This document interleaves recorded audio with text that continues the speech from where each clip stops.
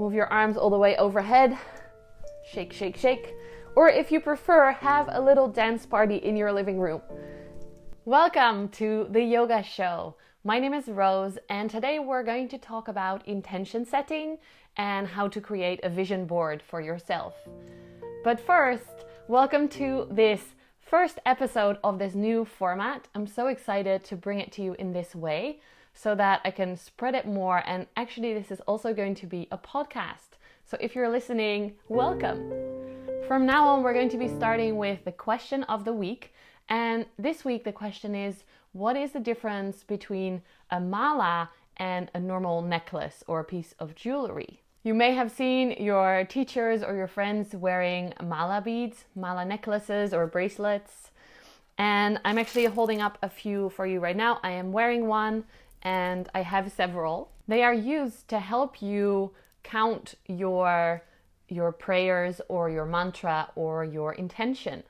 And they're a very good tool to keep you focused on what you're doing so you don't lose count. You don't even have to count because the mala is always 108 beads, or sometimes half of that or a quarter of that if it's a bracelet, for example. They're basically like a rosary, but from the Hinduist tradition or also Buddhist tradition. If the mala is made right, as I said already, it has a certain amount of beads, but in between the beads, you'll see a knot every time. Actually, it's 2 knots between every bead. And if the maker created them in the traditional way, there is a prayer infused in every knot. So it's a very sacred process to create a mala. It's not just you stringing some beads and that's it. It has a really special meaning. Some of these are, as you maybe can see as well, very fancy. These are beautiful quartz and stuff, beautiful stones. But traditionally, they're more wood and rudraksh beads, which are seeds from a sacred tree in India. And just like the different qualities that we probably know already that are in the different quartz and precious stones, the different woods and seeds also have different qualities to help you either feel protected or open your heart or whatever it is. I'm not an expert in that at all, but my friends who make these are. So if you have any questions, I'm happy to transfer you to them. If you've seen one, you probably have seen that there is always a big bead at the end, like this one that I'm holding up right now has a very, very big bead compared to the small beads in the mala itself. This is called the guru bead. Guru is actually a great word to put in the explain section that's coming up. Come up to it and then you reverse and go the other direction. So you never cross over the guru bead, just so you know. To me, they are a beautiful way of expressing a sacred tradition. So not only are they helpful to count your mantras or your prayers, but they're also something really nice to wear and to show off. And just remember, if you are using it in this way, it is viewed as something sacred. So you don't just put it on the floor. It is something to take good care of. So that's why a mala is different than a regular necklace. Explained. Every week I want to use one term or word and help you to understand it better. And for today I thought it was fitting to make it mantra because you've already heard me say it in this video and you probably have seen it on my social media. Mantra Mondays, every week I post a mantra for the week. And maybe you've also heard of mantra singing and other ways of the word mantra. Mantras are used to help you focus. By repeating a certain word or sentence, it helps you to clarify your mind. And you can actually use it during meditation as well. Different ways of expressing your mantra are in your brain, in thought, which is called japa. For this, it's really handy to use your mala beads that I just talked about. And another way is to sing together, to chant the mantras together.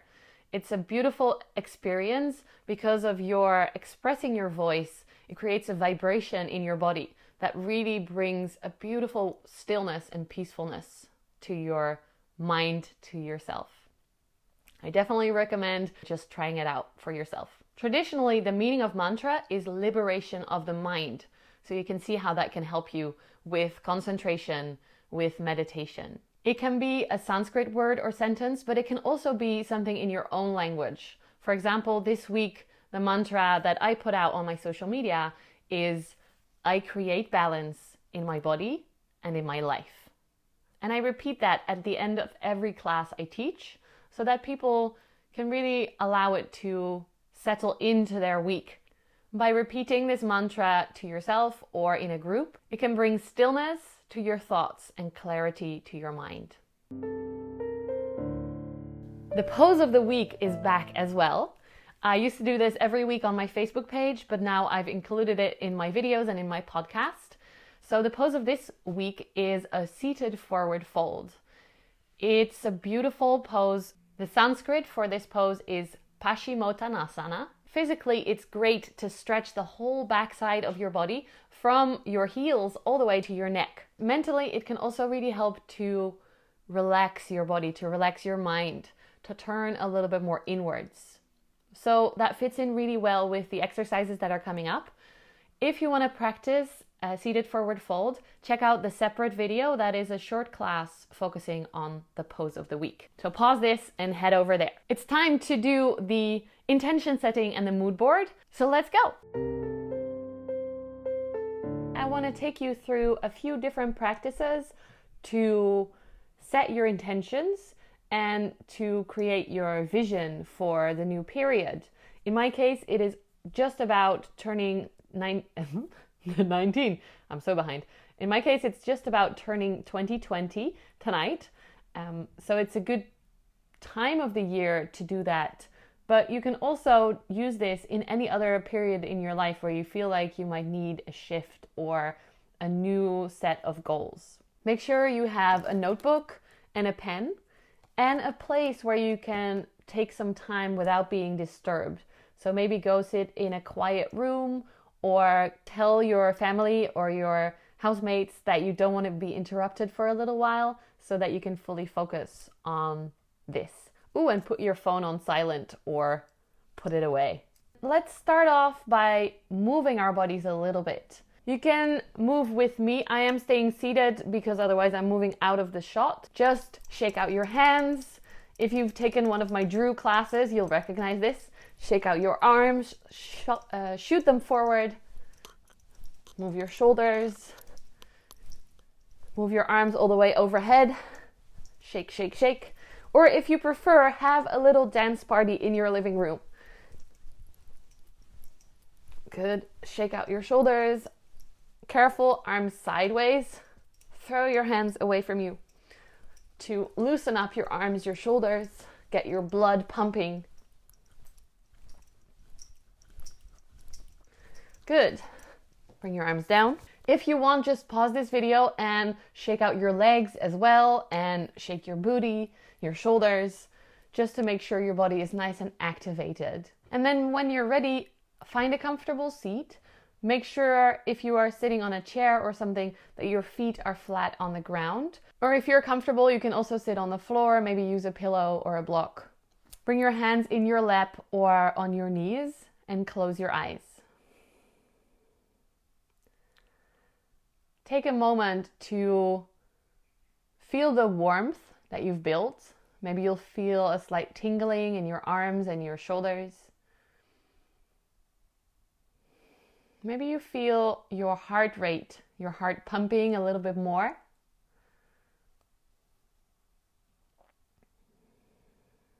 Bring your awareness to the points that are touching the ground or the chair that you're sitting on. And just feel those points softening a little bit more, relaxing, as if you're melting yourself into the chair or into the ground.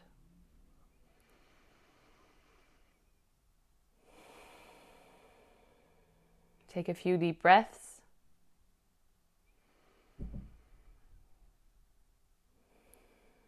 Then bring your awareness to the past period, whether it's your year that you're reviewing or just a certain time of your life. Take that time into your mind and feel what kind of feelings that brings up. It can be joy or pride or maybe something less happy, maybe a bit more down or tiredness or whatever it is for you, just let it be. You don't have to fix anything right now.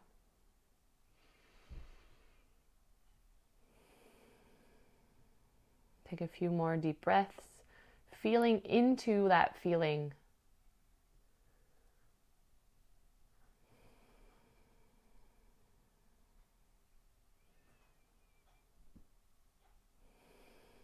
Allow with every exhale your body to soften a little bit more.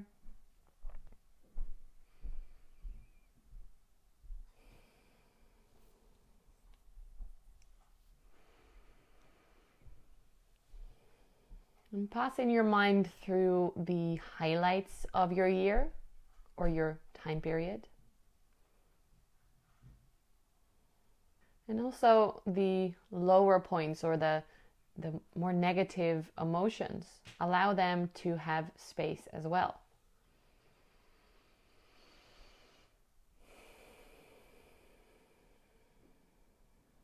Take a deep breath in. Open your mouth, sigh it out.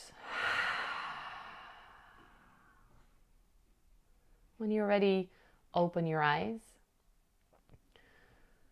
Try and keep that stillness as you grab your notebook and write down these questions and the answers to them. Feel free to pause this video so you can take the time you need. What did you notice about this year or this past time period? What is the overall feeling or observation that you had during that short meditation? And then go through the year in your mind, or maybe in your planner if you have one, and just write down the moments that stood out to you, positive or negative. It can be moments or events or adventures, travels you went on, anything that stands out. Next, write down what you are most proud of this past period. Considering the highs and lows that you already thought about, write down next what you want to bring with you into the new year or the new time period. And also write down what you want to leave behind, what you're okay to let go of or very happy to let go of maybe. And then using these answers, take a whole new page and write down what your dreams are for the new time period. Maybe for 2020 or maybe just for a new period that's starting in your life. Write down goals you have, plans that pop up into your brain, feelings that you want to experience in this new time. Once you've done that, go back through your list and circle words that stand out to you. And see if you can identify some different themes that might connect well together or that can be one of the pillars of your focus for the new year. This video is not about making these goals practical. I'll make a separate video actually about making specific plans or goals more practical. But for this video, I have a really fun and colorful way to visualize your goals and plans. And that is to make a mood board. I love making these. I used to make them with my grandma, with my mom, especially for the new year. It was kind of a tradition with my mom to make these vision boards. It fits in really well with what we've just done. So keep your notebook close and all your answers. If you can, keep the stillness. Find a space for you to work, maybe a table or on the ground. I like to do this on the ground as well. What you will need is a big piece of paper.